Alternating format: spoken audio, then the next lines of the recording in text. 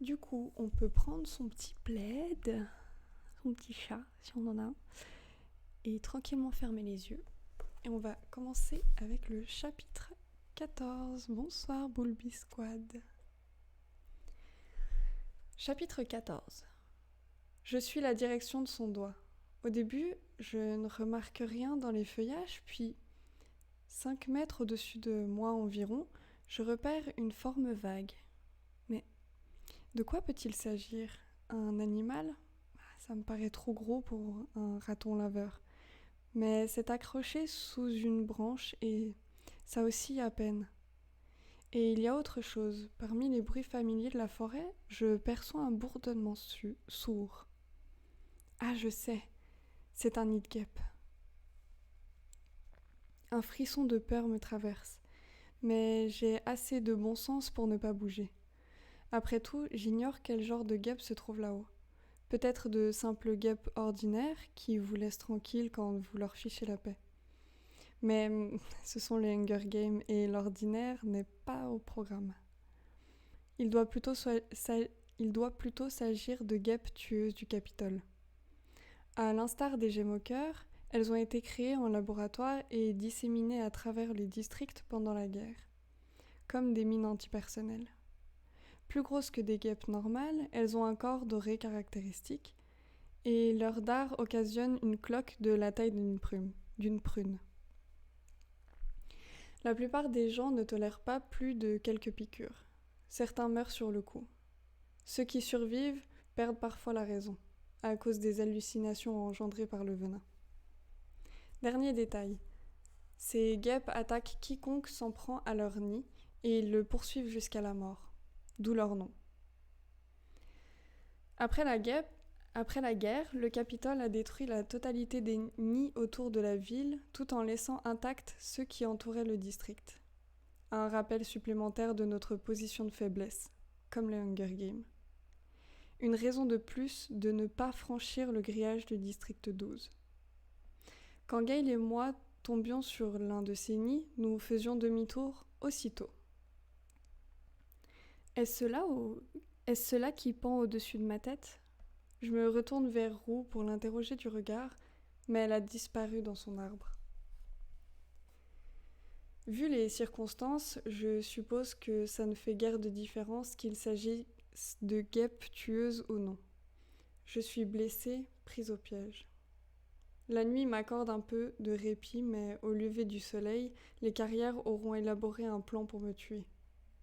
Ils ne peuvent pas faire autrement après avoir eu l'air aussi stupide. Ce nid représente ma seule chance de m'en sortir. Si je réussis à le faire s'écraser à leurs pieds, j'aurai peut-être l'occasion de m'échapper. Sauf que je risque ma vie dans cette affaire. Bien sûr, il ne faut pas que je m'approche trop près pour le détacher. Il va me falloir scier la branche au niveau du tronc. Avec la partie dentelée de mon couteau, ça devrait être possible. Seulement, mes mains tiendront-elles le coup? Les vibrations de la branche ne risquent-elles pas d'exciter les guêpes? Et si les carrières comprennent ce que je suis en train de faire et lèvent le camp, ça flanquerait tout mon plan par terre. Je réalise que le meilleur moment pour scier la branche serait pendant l'hymne, qui peut se déclencher d'un instant à l'autre. Je m'extirpe de mon sac, m'assure que mon couteau tient bien dans ma ceinture et commence à m'élever dans l'arbre. C'est dangereux car à cette hauteur, les branches deviennent un peu trop minces, même pour moi, mais je persévère. Quand j'atteins la branche qui soutient le nid, le bourdonnement se fait plus net. Il reste tout de même bizarrement assourdi pour des guêpes tueuses. Ah, c'est de la fumée, me dis-je, elle les a endormis. C'était le seul moyen de défense qu'avaient trouvé les rebelles contre ces insectes. Le sceau du Capitole s'illumine au-dessus de moi et l'hymne retentit. C'est maintenant ou jamais. Et je m'attaque à la branche. Des ampoules se crèvent sur ma main droite tandis que je fais aller la lame d'avant en arrière. Une fois que j'ai pris le rythme, scier devient plus facile. Par contre, je manque plusieurs fois de lâcher le couteau. Je serre les dents et continue à scier, en notant du coin de l'œil qu'il n'y a eu aucun mort aujourd'hui. Pas grave, le public m'aura quand même vu blessé, coincé au sommet de mon arbre avec la meute à mes pieds. Mais l'hymne tire à sa fin, et la branche n'est sciée qu'aux 3/4 quand il s'achève. Que le ciel s'assombrit et que je suis forcée de m'interrompre. Et à présent, je pourrais terminer dans le noir, mais ça ne me semble pas plus judicieux. Si les guêpes sont trop engourdies et que le nid se prend dans une branche avant de toucher le sol, ça pourrait bien compromettre ma fuite. Mieux vaut attendre l'aube, remonter discrètement jusqu'ici et balancer le nid en plein sur mes ennemis.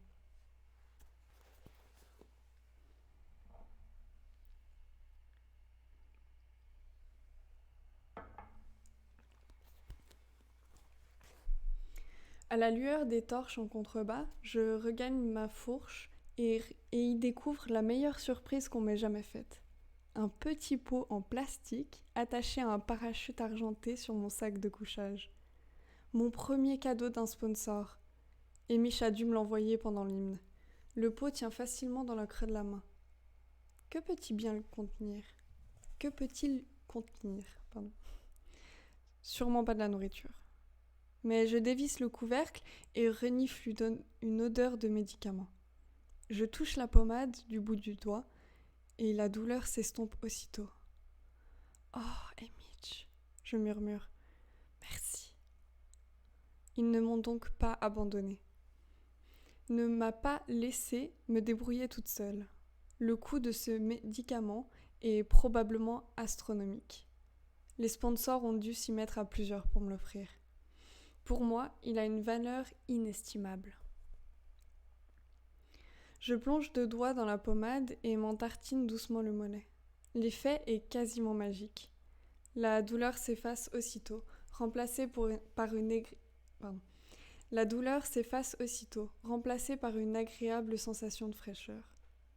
Il ne s'agit pas d'un onguent à base d'herbes médicinales comme en prépare ma mère, mais d'un médicament de haute technologie, issu des laboratoires du Capitole. Après mon mollet, je m'en passe un peu sur les mains. Ensuite, j'enveloppe le pot dans le parachute et je le range en sécurité dans mon sac. Après quoi, enfin libérée de la douleur, je me glisse de nouveau dans mon sac de couchage et sombre dans le sommeil. Un oiseau perché à 1 mètre de moi me signale l'approche de l'aube. J'examine mes mains dans le petit jour. Le médicament a transformé les plaques rougeâtres en peau de bébé toute rose. Ma jambe me lance encore, mais la brûlure est beaucoup moins profonde. J'applique une nouvelle couche de pommade et je remballe mes affaires en silence. Quoi qu'il advienne, je vais devoir bouger. Et bouger vite. Je me force à grignoter un biscuit et une lanière de bœuf. Et à boire un peu d'eau. Je n'ai pratiquement rien gardé dans l'estomac hier et l'effet de la faim commence à se faire sentir.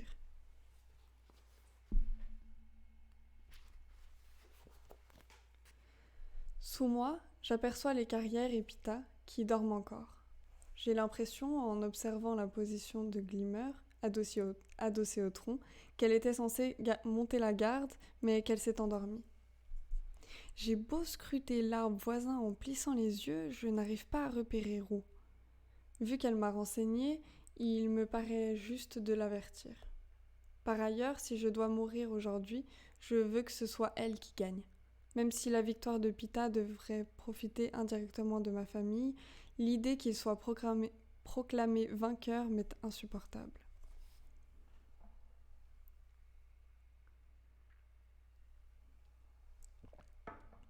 J'appelle Roux à voix basse, et ses yeux apparaissent aussitôt, vifs et alertes.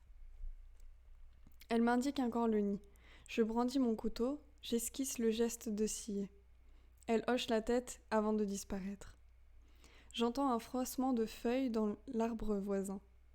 Puis le même bruit un peu plus loin. Je réalise qu'elle bondit d'arbre en arbre. J'ai bien du mal à me retenir d'éclater de rire. Est-ce cela qu'elle a montré au juge ? Je l'imagine en train de voler à travers le gymnase sans jamais toucher le sol. On aurait dû lui donner au moins 10. Une lumière rosée pointe à l'est. Je ne peux donc pas me permettre d'attendre plus longtemps. Comparé à ce que j'ai souffert la veille, l'escalade de ce matin est une promenade de santé. Devant la branche qui soutient le nid, je place le couteau dans l'encoche et me prépare à finir le travail quand je repère un mouvement. Là, sur le nid, l'abdomen doré d'une guêpe tueuse qui se traîne paresseusement sur la surface grisâtre.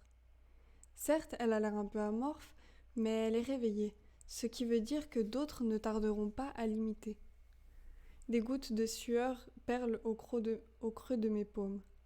À travers la couche de pommade, je les essuie sur ma chemise. Si je ne tranche pas cette branche dans les secondes qui viennent, toutes les guêpes risquent de sortir pour m'attaquer. Il n'y a plus à hésiter. Je respire un grand coup, j'affermis ma prise sur le couteau et je pèse dessus de tout mon poids. Arrière, avant, arrière, avant. Les guêpes tueuses se mettent à bourdonner et je les entends encore qui s'envolent. Arrière, avant, arrière, avant. Je sens soudain une douleur fulgurante dans le genou. Je comprends que je viens de me faire piquer et que d'autres attaques vont suivre. Arrière, avant, arrière, avant. Au moment où le couteau s'enfonce dans le vide, je repousse la branche le plus loin possible. Elle pénètre à travers le feuillage, bute contre les branches plus basses, mais bascule chaque fois et finit par s'écraser par terre avec un choc sourd. Le nid se brise comme un œuf en libérant toutes les guêpes enragées. Je sens une deuxième piqûre sur ma joue, une troisième dans mon cou, et le venin commence déjà à me donner des vertiges. Je me cramponne à l'arbre en arrachant les dards plantés dans ma chair. Heureusement, seules 3 guêpes m'ont identifié comme leurs ennemis avant la chute du nid. Le reste des insectes s'en prend à ceux qui se trouvent au sol. En bas, c'est la folie. Les carrières sont tirées du sommeil par l'attaque des guêpes. Pita et quelques autres ont la présence d'esprit de tout lâcher et de prendre leurs jambes à leur cou. Je les entends crier « Au lac! Au lac !» Ils espèrent sans doute échapper aux guêpes en se jetant dans l'eau. Le lac ne doit pas être loin dans ce cas. Glimmer et une autre fille, celle du district 4, n'ont pas autant de chance. Elles se font piquer à plusieurs reprises sous mes yeux. Glimmer devient complètement folle, hurle et tente de repousser les guêpes en faisant de grands moulinets avec son arc. Elle crie aux autres de venir l'aider, mais bien sûr, personne ne l'écoute. La fille du district 4 s'éloigne en titubant. Je doute qu'elle atteigne le lac. Je vois Glimmer s'effondrer, se rouler par terre de manière hystérique pendant quelques minutes, puis cesser de bouger. Le nid n'est plus qu'une coquille vide. Les guêpes se sont lancées à la poursuite des autres. Je ne pense pas qu'elles reviennent, mais je ne veux pas courir le risque. Je dégringole de mon arbre et détale au pas de course dans la direction opposée au lac. L'effet du venin me donne le tournis. Je parviens tout de même à retrouver ma mare et m'allonge dans l'eau au cas où quelques guêpes m'auraient suivi. Au bout de 5 minutes, je me hisse sur le rocher. Ce qu'on raconte sur l'effet des dards n'est pas exagéré. En fait, la bosse que j'ai au genou serait plutôt de la taille d'une orange. Un liquide verdâtre et nauséabond sointe des endroits où j'ai retiré les dards. Les œdèmes, la douleur, le sointement. Avoir vu Glimmer s'écrouler au sol dans les derniers sursauts de l'agonie. Cela fait beaucoup de choses à encaisser d'un seul coup. Et dire que le soleil n'est même pas encore levé. Je préfère ne pas imaginer à quoi Glimmer doit ressembler désormais. Le visage défiguré, les doigts enflés, crispés sur son arc. Bonjour, Polochon. L'arc! Malgré ma confusion, le déclic se fait dans mon esprit et je bondis pour repartir en titubant entre les arbres. L'arc, les flèches, il faut absolument que je les récupère. Je n'ai pas encore entendu tonner le canon, ce qui veut dire que Glimmer est peut-être dans une sorte de coma, que son cœur lutte toujours contre le venin. Mais dès qu'il aura cessé de battre et que le canon signalera sa mort, un Overcraft viendra ramasser son corps, emportant du même coup le seul arc que j'ai aperçu dans ces jeux. Pas question de le voir m'échapper encore une fois. Je rejoins Glimmer au premier coup de canon. Toujours pas de guêpe dans les parages. Cette fille, qui était à couper le souffle dans sa robe dorée, la nuit des interviews, est méconnaissable. Tu es l'ange gardien de Twitch? Ça veut dire quoi que t'es l'ange gardien de Twitch? On ne distingue plus ses traits et ses membres font 3 fois la taille normale. Certaines cloques de venin ont déjà éclaté et une flaque verdâtre et putride se forme autour d'elle. Je dois lui briser plusieurs doigts à coups de pierre pour lui faire lâcher l'arc. Le carquois est coincé sous elle. Je l'attrape par un bras afin de la faire rouler sur le côté, mais la chair se désintègre entre mes mains. Et je me retrouve les fesses par terre. Bah alors, Cancel? Ça, c'est un ban, ça?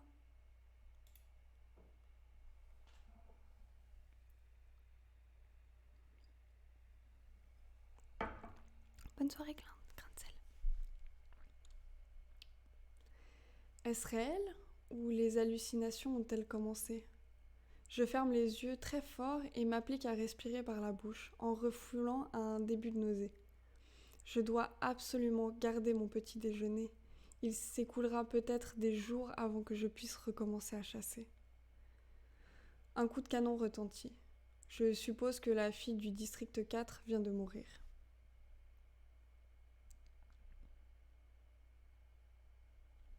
De quoi qui est prohibé dans le règlement? De répondre avec un non-respect? Oui.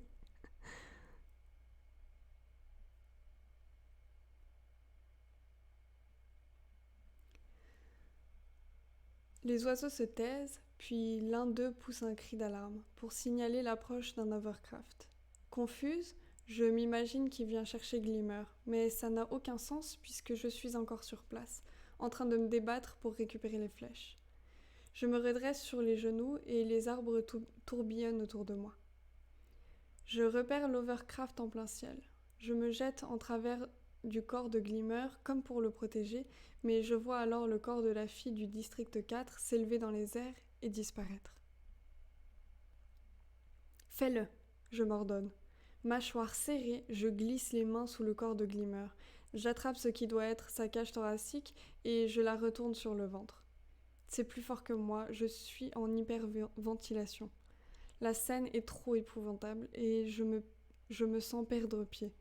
Je tire sur le carquois, mais quelque chose le retient. L'omoplate de la fille ou je ne sais quoi. Il va finir par venir.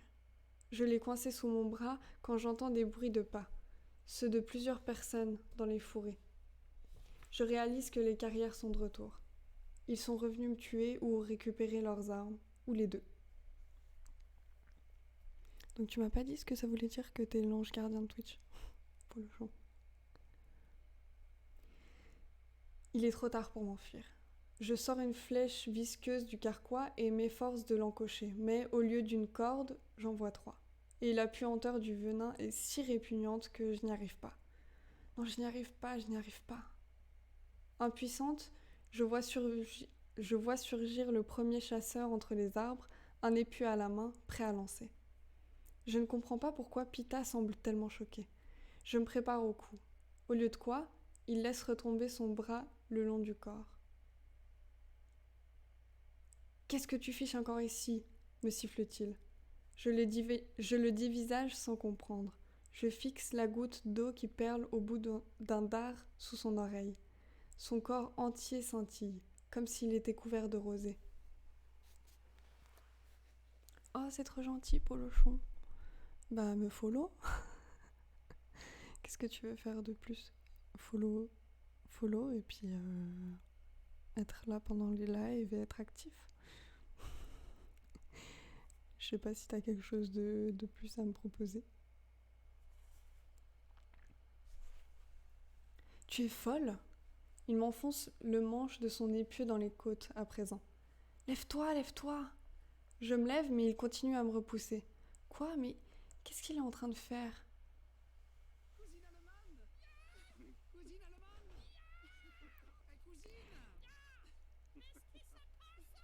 Merci pour le chon, pour le follow.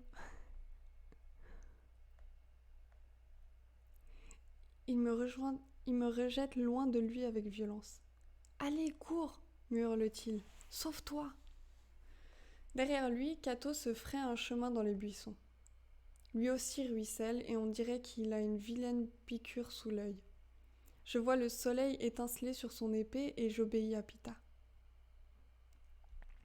Je m'accroche à mon arc et à mes flèches, je me cogne à des arbres qui jaillissent de nulle part, je titube, je tombe, je me relève, je passe devant ma mare et j'enfonce en terrain inconnu. Le monde vacille de manière inquiétante. Un papillon grossit comme une maison avant d'exploser en millions d'étoiles. Les arbres se mettent à saigner et éclaboussent mes bottines. Des fourmis sortent des cloques que j'ai aux mains et j'ai beau les secouer, je n'arrive pas à les décrocher.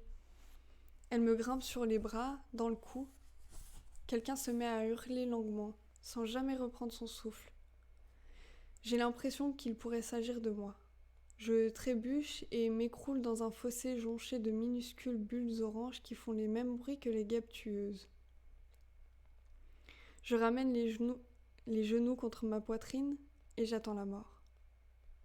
Malade, désorientée, je parviens quand même à formuler une pensée. Pita Mellark vient de me sauver la vie. Puis les fourmis me rongent les paupières et je tourne de l'œil.